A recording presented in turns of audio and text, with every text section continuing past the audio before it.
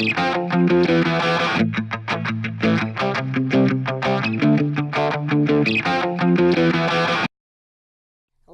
my name is Tonya Williams, and welcome to the Tax Watchers. I am pleased to represent the Central Solano Citizens Taxpayers Group, a group dedicated to educating the community on tax issues. In this series, I hope to introduce you to all aspects of taxation that affect you and your families every day. Today, the topic is property taxes, and who better to help us understand this mystery is today's guest, Chuck Lomeli, Solano County's tax collector and treasurer. Welcome, Chuck. Thank you. If you do me a favor, tell us a little bit about yourself. Sure. Good afternoon, Tonya. Thank you for having me today. My name is Chuck Lomeli. I am your tax collector, your treasurer, and your county clerk. I was first elected to office in 1998, and I'm in my 5th term of office. I'm from Martinez. I'm local. Spent many years in the military over on the East Coast, so picked up a little bit of an accent that hasn't been able to go away. Went to school in Hayward, California, in Georgia Military College, and then I have a master's degree from the University of Phoenix.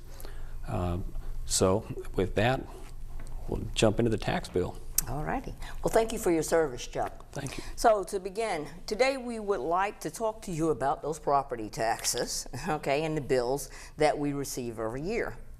We're going to be bringing a sample tax bill up on the screen, and we'd like for you to walk us through it step by step. Sure. Okay, so starting on the cover of the tax bill, we'll start at the very top, and on the left side, you will see contact information for my office. There's a telephone number, and we also have a website, and the website has quite a bit of information on it. Moving down, there's information about your parcel itself. The first thing you will see is a parcel number. The parcel number is a unique identifying number that the county uses to track your individual parcel. So when you're contacting our departments, we have the ability to look it up by address and name, but it's handy if you have that parcel number with you when you call or in front of you. Below that is your information, where the tax bill is mailed to, and the property address that is being addressed. Moving off to staying at the top of the page, but moving over to the right, there's information about the actual land and the home itself. It's broken down into different parts that you will see. The first one is the value of the actual land. There'll be a number off to the right, and then the improvements. And the improvements are the buildings that are on top of the land. So it's broken into 2 pieces. And then there's some additional things that you will see there, and that is the base amount that you're going to be taxed on. In the box below that, it's in red color. That's where you're going to see information from my department to you. So any special notices or information that we're going to convey to you will be in that box right there. Moving back over to the left side of the bill, moving down, you'll see 2 boxes. And inside of those boxes are additional taxes that you will be, or that we will be collecting on behalf of other agencies in the county. The first one is the 1% tax, and that is based on the information that's in the upper left-hand corner, the upper right-hand corner of the bill, where we talk about the land and the improvements on the land. That's the 1%, and that's the first line item in that box that's on the left-hand side of the page. Below that are voter-approved bonds, and I brought a tax bill with me, and I'll talk about a couple of the bonds so you get the idea of the type of things you're going to see in there. For example, the one that I'm looking at right here, there's a Solano County Water Agency bond, there's a Solano Community College bond. Actually, there's a whole series of those. Fairfield Unified School District also has a couple series of bonds that are on there. I live in Dixon. Dixon will have its own school bonds that have been approved by the voters. And all of these bonds that are in this box right here are bonds that were approved by the voters on the ballot, and then they're broken down and collected by the tax collector so that the agencies can make the payments on the bonds. It's a little bit confusing when you first get the bill and you look at, for example, Solano Community College. You will see multiple issues or multiple line items for that bond issue. What happens is the voters will approve a general bond of, for example, $200 million. But that bond issue will be broken down by the school district, and they will only issue the amount of bonds that they need at a time. So if they need $20 million to build a building and $50 million a year later to build another building, they will issue a second series. So it's not uncommon to see multiple series of issues for a school district or the community college. But those are the charges that will show up on the left-hand side of your bill. Now these agencies, the way it works, they issue the bonds, they know how much debt service that they have to make every year. They convey that information divided by the parcels that are in that particular district, and they form what's called a tax rate. The auditor controller takes that tax rate, combines it with all of the other tax rates for your particular area code, and that is the information that you will see presented on this page. I'm sorry, in that box. Now moving over to the box on the right, that's where you will see community facilities districts. These are districts that your home is located in that will offer a certain benefit to the people in that location. So for example, again, I live in Dixon. Dixon has a lighting district, a landscape district. We no longer have a Mello-Roos district, but a few years ago we did have a Mello-Roos district there where we collect funds for a particular purpose. So for example, the landscape district is for the landscaping that goes along Pitt School Road and a couple of other roads in Dixon. The property owners are responsible for paying for that, the maintenance of that landscaping and the lighting. So the bill that I'm looking at right now has a Fairfield CFD Mello-Roos district on it, which is for the schools, and it also has a communities facilities district. So again, depending on the tax area where you're located, you will see the charges in that box that apply to your bill. Now, if you have questions about the information in these boxes, the box on the right, you will notice that there are phone numbers. These phone numbers go straight to the district. So when you call, for example, on the one I'm looking at here, the phone number that's located for the facilities district number 4A, you're going to go straight to that particular agency, and then you can ask them what is the purpose of the district, how much money is being collected, how long is it going to be collected. Some of these go into perpetuity and some have a finite lifetime on them. So any questions regarding that, they are the people that will be able to answer the questions for that district. Going back to the box to the left, if you have questions about what those rates are for or what the purpose of those monies are for, again, you would have to contact the particular agencies. So wrapping up these two boxes, in California, the way our property tax system works is we issue a bill for the 1% property tax, and then we combine all of the other taxes from the county into a common bill. In other states, they don't do that. So for example, when I toured a tax collector's office in New York many years ago, you would have a tax bill from each and every agency listed here would send you a bill and collect it independently. So in California, we combine it all into one tax bill for efficiency purposes. And that's why you will see multiple line items on the tax bill.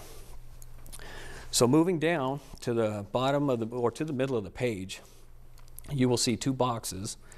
One's called the first installment and the other one is the second installment. So your property tax bill is broken in half. The first installment is due on February 1st. Second installment is due on November the 1st. And then, like every good collector, we put a due date where we penalize you if it's not paid by those dates. And we get a lot of questions about the penalties. Penalties are established by state statute. They're not established by myself or the county or the supervisors. We don't have any control over the rate that's charged. So there's a 10% penalty that applies, and it's automatic and it's immediate. So if you miss the deadline by a few hours or by the next day, there is no grace period for us to waive the penalties that have been charged to you. Additionally, if the bills are delinquent for a longer period of time, interest begins to be charged.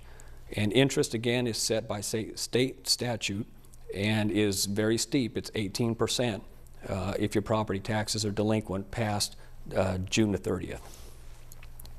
Moving to the bottom half of the page are payment stubs or installments that are perforated, so you will tear these off and you will send them in an envelope that we will provide you along with your method of payment. In the box in red that you see on the second installment stub, you will see the amount that you owe, and this particular bill is $2,517.53. It tells you when it is due and the delinquent date. You tear that off, put it in the envelope with your check, and then drop it into the mail. And you will notice that the bill doesn't actually come to the county. The bill goes to San Francisco. And the reason for that is because we have hired an outside contractor to open our bills, separate the payment stub from the bill, collect all the data. They put it on computer spreadsheets, and then they send the data to us electronically. So we don't physically have to open the envelopes, pull them apart, take them to the bank, and do all that. They do it for us. It's a much more efficient process. The machinery to do that is extremely expensive. And the county moved to that about 2 years ago now. That's the front of the tax page. Now, I would also mention that if you're looking at the stubs, you'll see to the left that there are methods for payment. So you can pay, you can come to the office and you can pay with cash, a debit card, a money order, and we also have kiosks where you can pay by credit card. Now, I want to take a minute and talk about credit cards. Credit cards are expensive for a vendor, and I'll call myself the vendor in this case, to use. The credit card companies charge the county 2% for all of the transactions that happen by credit card. So if you're coming to pay your tax bill, this tax bill in particular, $2,517.53, that is the exact amount I can take from you. Now, if the credit card company is going to charge me a 2% fee to collect that, then one of two things has to happen. Either the individual has to pay for that or the county has to pay for that. The Board of Supervisors has indicated that an individual wanting to use a credit card will have to pay that fee himself. So credit cards are only accepted online, where we use a third-party vendor and it's strictly for convenience of the taxpayer. If that's how you want to pay, then you were to go online and use your credit card, and then they will charge you the fee to do that. And again, we have a kiosk in the office so that if you come to the office, you at least have a computer where you can access that. Now, if you go online, you can pay by credit card. You can also pay by electronic check, which doesn't cost anything, or again, you can use your debit card. On the back of the tax bill is a series of important information sections for the tax bill, for the taxpayer to read and understand a little bit about the bill and a little bit about some of the laws that we're working with. And just a quick example of some things that are on there. Exemptions that you may qualify for. So for example, there are veteran exemptions, and there's a section that talks about that, and it tells you who to contact to get more information on those exemptions if you were to qualify for them. Additionally, the state of California is going to bring back the property tax postponement program for seniors. That will start later in this year. September 16 is when it would begin. This program is run by the state. It's not run by the county. So there's contact information on where to go to get more information on that. Additionally, if you go to our webpage, we will have a brief information sheet that talks about the property tax postponement program, along with a link for you to get up to the state website to get a little bit more information on that. Now, we do know that the property tax postponement program will be a little bit different the way the state's rolling it out this time than it was in the past. So a homeowner, if you qualify, you would have to apply for this program every year. So you don't apply once and it stays on. Every single year you have to go in and requalify, and it's first come, first serve, and depending on how much money the state is going to put into the program. But if you need information on that, our office can certainly be a resource to help you get to where you need to get the information that you're looking for. Okay, that is the tax bill. If you go now, there's another sheet of paper that we're going to put alongside the tax bill when you open it in the envelope, and it's an information statement that's provided by my office, just to give you a little bit more information about the things that we're talking about today. The first thing that you will see on that information statement is a little block that talks about where your tax dollars go. It's important to understand that the breakout of this dollar that you're seeing here is for the 1%. The other taxes that we talked about are specific to those agencies that are on there. So you will notice, for example, that of every dollar we collect, the county general fund will collect about 21% of that, and then it goes across to the right from there. You will see the cities, the school districts, special districts, and the redevelopment. To the right of that, again, you will have a little bit more information about the agencies where those dollars go. There's a section that talks about how your taxes are determined. Again, we talk about some exemptions. And then we have a section here on changing your mailing address. Now, the county has an official record of where to send your tax bill to. If something changes and you have to change your address, you have to notify the assessor that there's a change to your mailing address. It's not picked up automatically.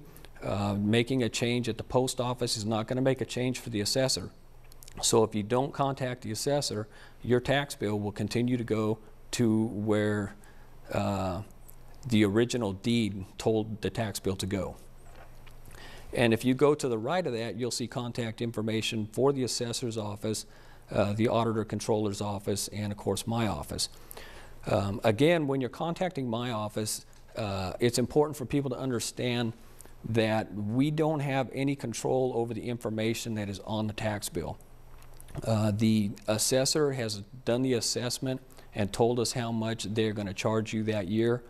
The agencies have determined how much money you have to pay to them. They've told the auditor controller that. They have compiled that information and put it on the bill. So when you call my office regarding, for example, a question about why is the value on my home higher or lower this year, we're going to have to refer you to the assessor. And by that time, you've probably already been on hold. You may be a little bit frustrated, and then my staff is going to put you on hold again and try to transfer you or give you a phone number to call. So if you need to contact the county regarding the information on your tax bill, please refer to the information statement so that you get to the right place right away. And then something we did recently this year on the back of that, on the reverse side, to the right, is a breakout of the tax bill, and it specifically tells you how to read your tax bill and what information is on what piece of the tax bill. This is very useful. The taxpayers were really happy with this piece of information that, for example, it's broken down into boxes 1 through 9. Box number 5, it's easy to look at your tax bill, say, yes, that's my question. Box number 5, this is what it is, and here's the information on it. So that's your tax bill. All right. Well, thank you. Boy, we're happy that you're our tax treasurer, because I wouldn't have understood all of that. Thank you, Chuck. Yes. So moving along, I know a lot of people who rent. Could you tell us a little bit about how property taxes would affect anybody who rent their home or their apartment? Sure. So property taxes are mailed to the owner of the property, and the owner of the property is responsible for paying the taxes. So there may be arrangements between the homeowner and the tenant as to who's going to pay those taxes, but ultimately it's the owner that is responsible for paying the taxes, and that's the person that we're going to go to if they're not paid. Okay, so here's our basic question. Does everybody pay property taxes? Every homeowner pays property, every property owner pays property taxes unless it's exempted. And there are many reasons why it may or may not be exempted. If it's a church, if it's a nonprofit, there may be some exemptions that apply to those. I'm glad you asked the question, because it's still possible to be exempt from property taxes and still get a tax bill. So for example, if you live in one of these facilities districts, or if the property is located in a facilities district, those taxes will still apply and have to be paid, along with school bonds. And we run into this quite often with nonprofit companies where they say or churches, that we're not responsible for property taxes, but they live in these districts and they are responsible for those.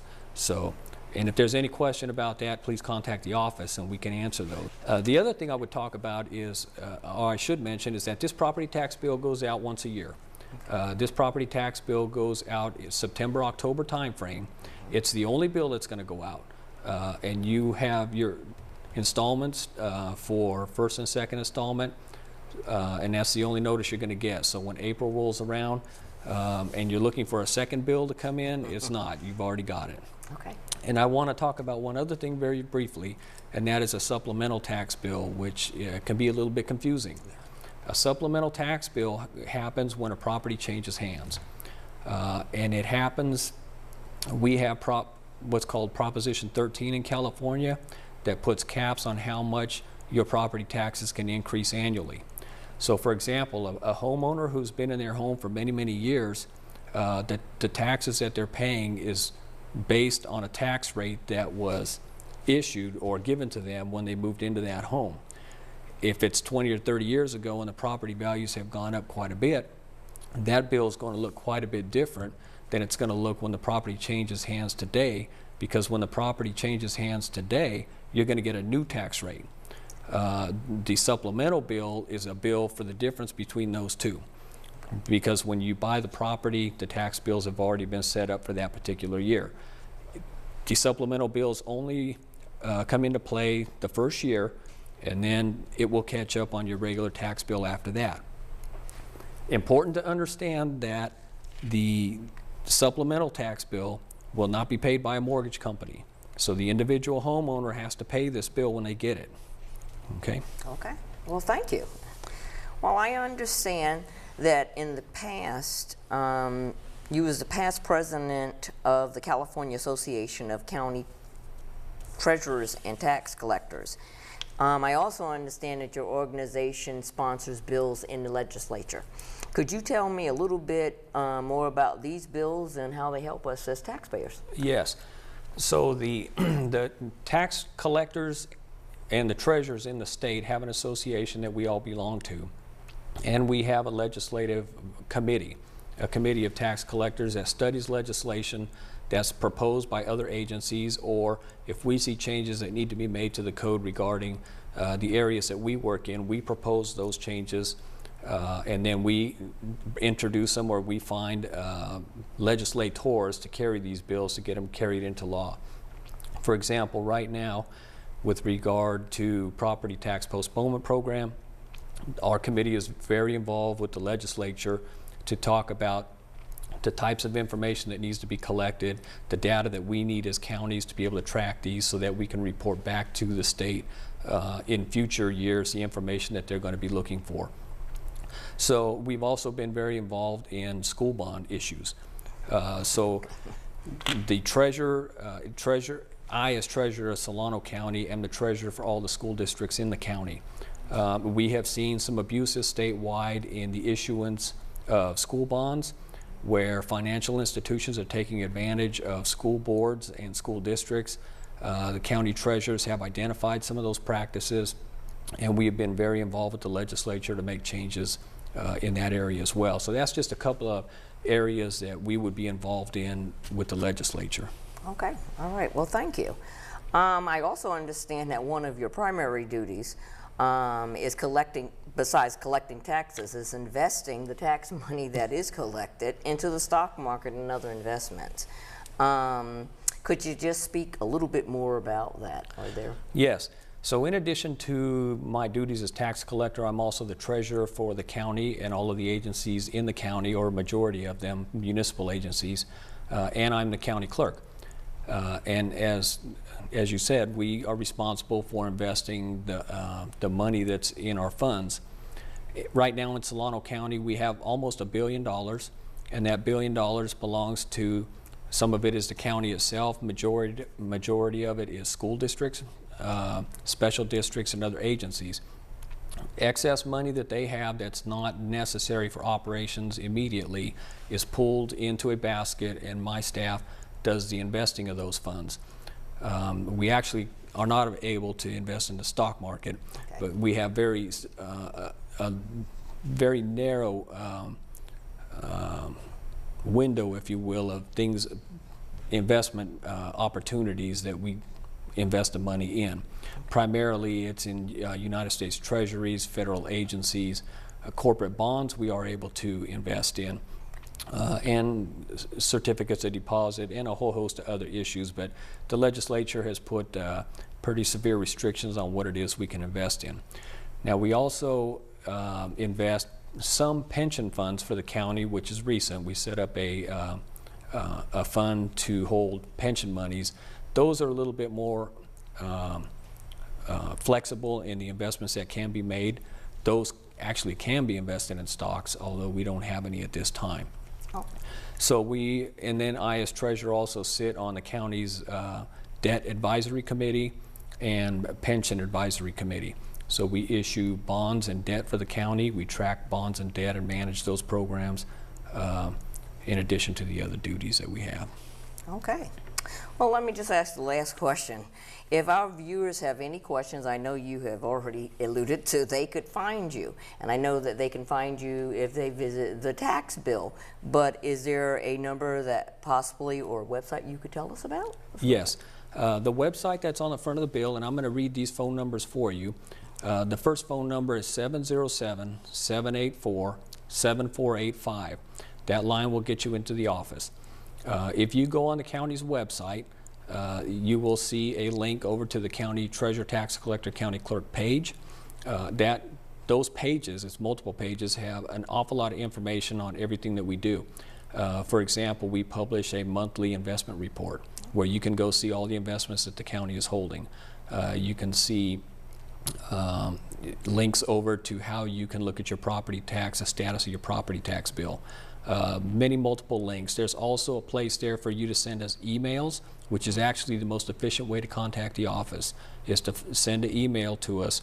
The staff looks at them throughout the day and every morning and answers those questions back. So it's a very efficient way to communicate with the tax collector's office. The phone calling on a phone line is not efficient. We don't man that line 8 hours a day. We don't have the staff for that, so it's very limited, the hours that we can answer telephone calls. Okay. All right. Well, thank you. That's helpful. Well, I see my time is getting short, so I want to thank you, Chuck, okay, for being our guest today. And to the audience out there, I hope you enjoyed the production of The Tax Watchers. The Central Solano Citizens Taxpayers Group meets at noon on the second Friday of the month at the Benicia Grill in Fairfield. I hope that you will consider coming to a meeting or check us out at our website, www.thetaxwatchers.com, or follow us on Facebook. Until the next time, be determined to make it a great day.